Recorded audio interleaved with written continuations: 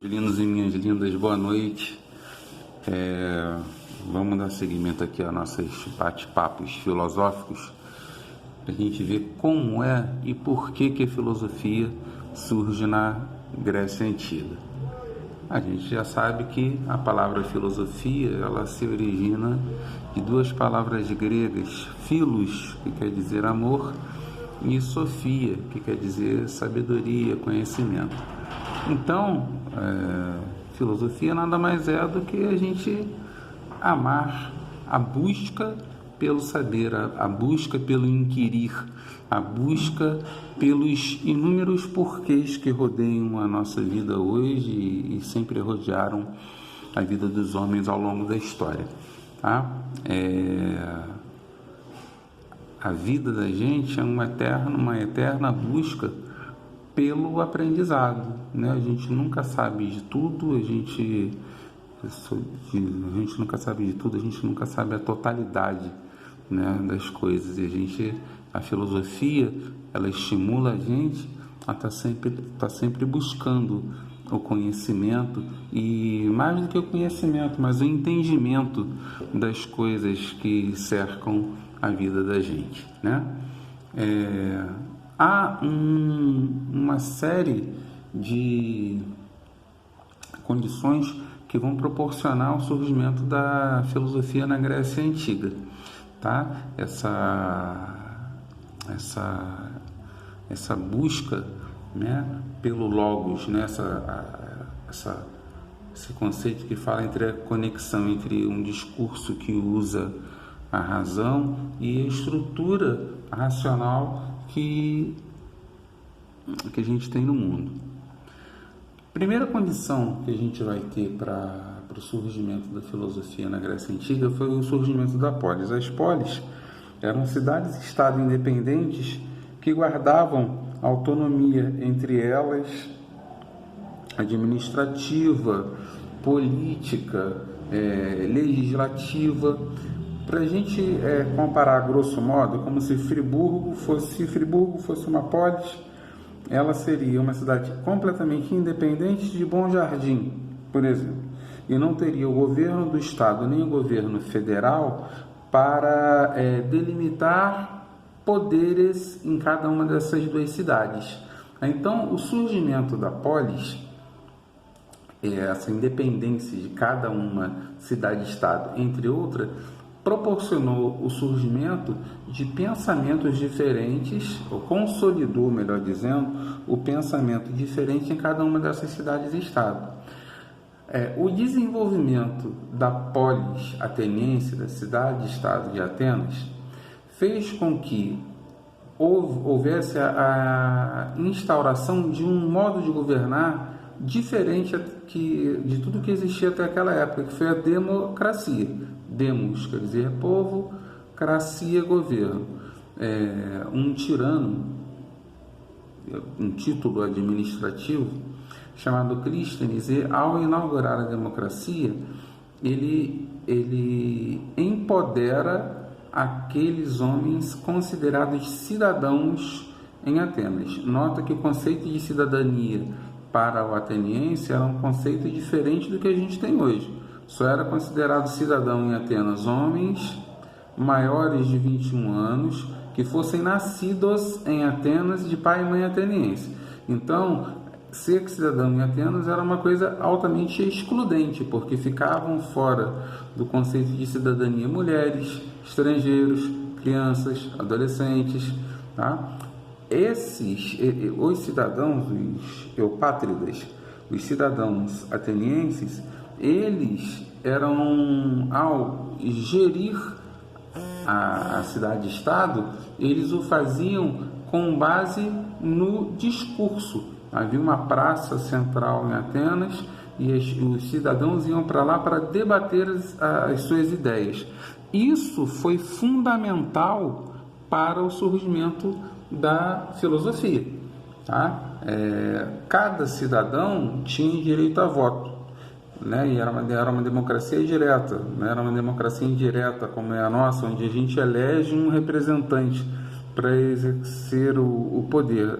Não, O ateniense ele ia lá e ele diretamente ele era vetor do exercício da cidadania, tá? Então, o jogo político ateniense ele era baseado na argumentação, né? Se ele era baseado no argumento de que um cidadão ateniense levantava com relação aos argumentos ou às proposições de outro cidadão ateniense. Isso levou o ateniense comum,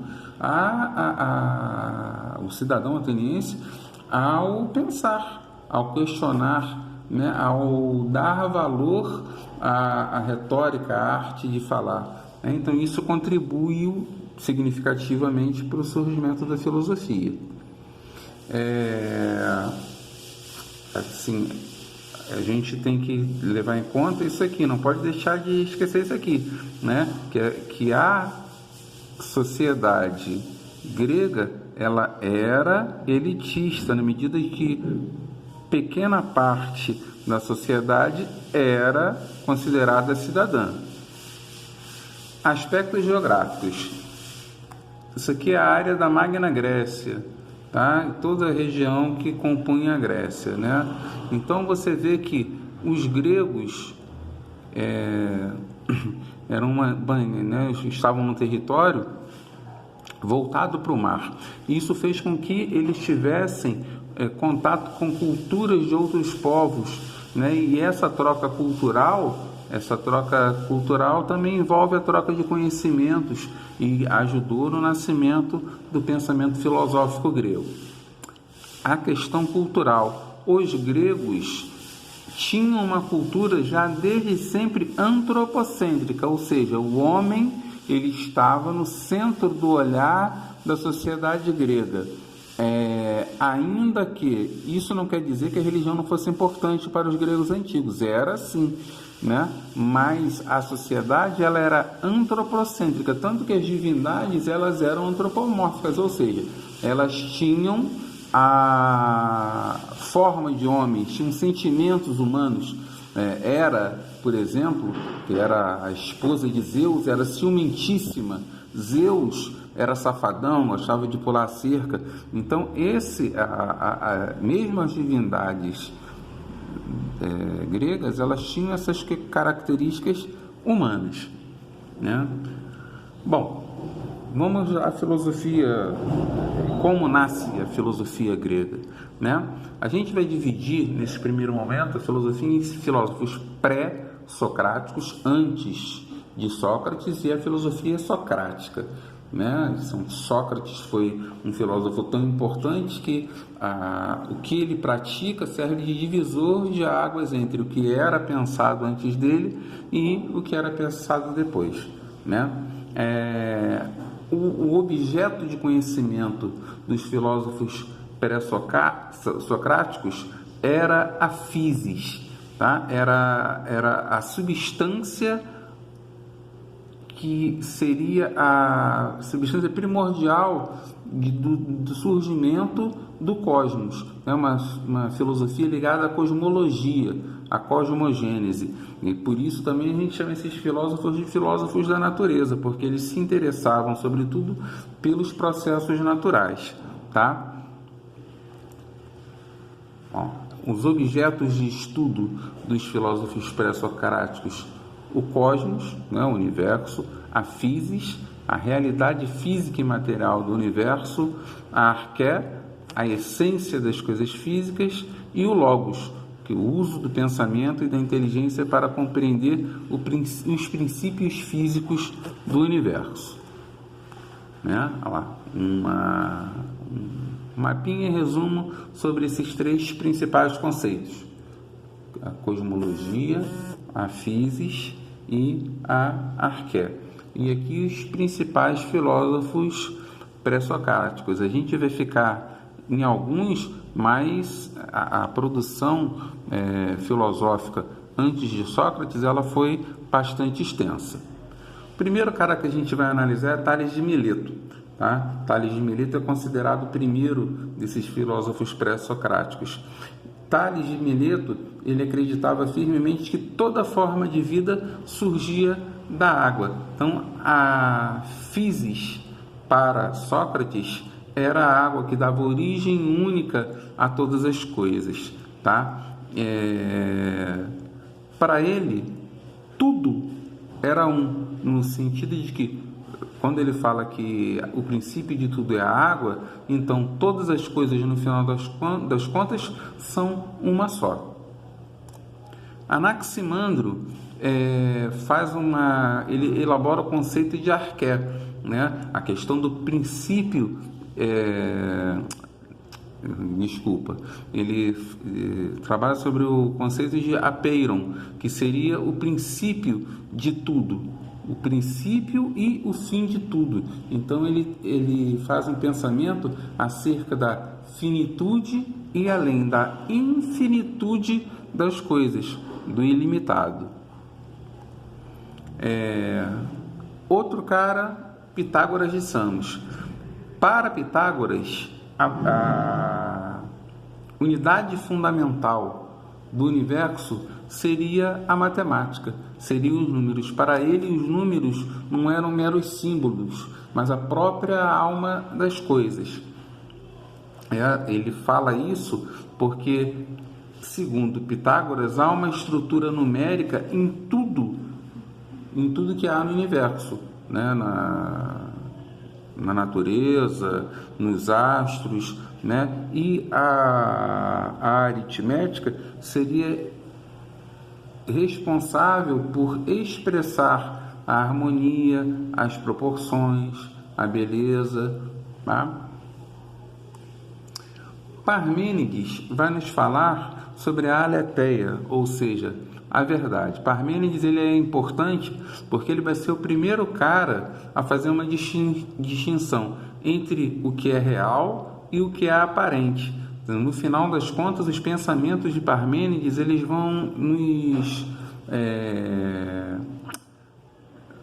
levar a um questionamento do senso comum que a gente já olhou em aulas anteriores, tá? Isso é importante. É um cara que ele começa a discordar do senso comum, a fazer questionamentos em cima do senso comum. A gente questionar algo que é senso comum é filosofia. Heráclito de Éfeso tem como conceito principal o de Pantarrei, onde ele fala que tudo flui, nada persiste, nada permanece o mesmo. Heráclito tem uma frase muito bonita que ele fala onde a gente não pode entrar duas vezes no mesmo rio, porque sempre que a gente entrar de novo são novas águas que estão correndo naquele momento daquele rio, né? Então, segundo Heráclito, tudo é fluido, né? E a realidade ela vai ser marcada pelo pólemos entre os opostos, e esse conflito, ele longe de ser negativo, ele vai garantir o equilíbrio de tudo que há no universo, né? Essa dicotomia entre uma coisa e outra, entre o positivo e o negativo, é que vai manter as coisas no universo estáveis, né, em equilíbrio. Na nossa próxima aula a gente vai falar sobre Sócrates, né? Esse cara que inaugura um método novo de fazer filosofia, diferente dos pré-socráticos, e a gente vai analisar os porquês de Sócrates ser importante e ser um marco na história da filosofia. Beijo grande, fiquem bem, até a próxima.